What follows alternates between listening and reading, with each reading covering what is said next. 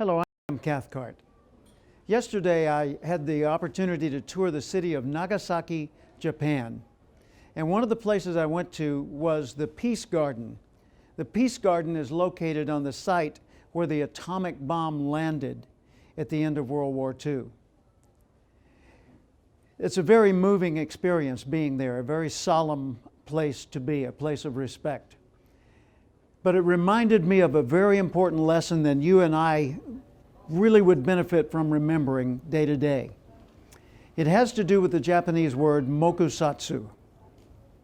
Mokusatsu is a word that has two meanings depending on how it's used. One meaning is to delay response. So it's kind of like, I'll get back to you on that, right? The other meaning of the word Mokusatsu is to ignore with disdain. In other words, to ignore completely and to dismiss whatever it was. The difference in those two literally meant the difference of life and death between thousands of people.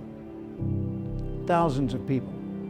At the end of World War II, the United States the Allied forces issued the Potsdam Declaration, which was a demand to Japan for unconditional surrender. If they would unconditionally surrender, the war would be over, fighting would cease. Premier Suzuki said his response was Mokusatsu. Well, the intended response may have been, I will delay replying. In other words, we'll get back to you on that. But the way it was interpreted by the press, the way it was communicated to the Allied forces, was we ignore you and dismiss what you said. Because of that misinterpretation, they decided to drop the atomic bombs on Hiroshima and Nagasaki. Think of the impact of that. One simple misinterpretation of a word. It was the right word, but the meaning of the word was interpreted in the wrong way. And because of it, the consequences literally changed our world. Right now, I'm standing on the deck of a cruise ship in between floors. We chose this spot because of hope and pray, because that was on the wall behind me. I'm on the quantum of the seas in the East China Sea right now.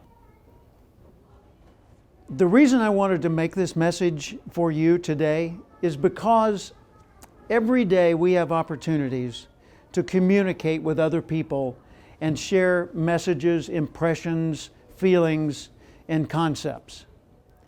I'm not suggesting you have to be so meticulously careful that you can't hardly form a sentence without being sure of every single word.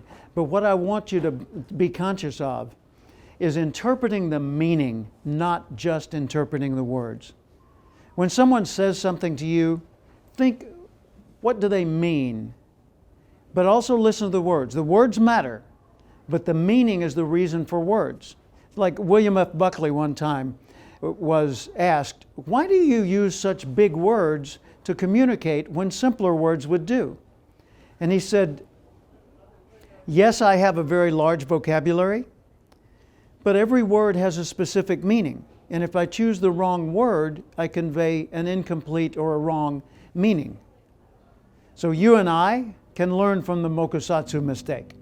We can learn that if we want to preserve peace, if we want to keep good relations between people, if we want to avoid simple conflicts or great conflicts, the choice of words and the way we interpret those words matters a great deal.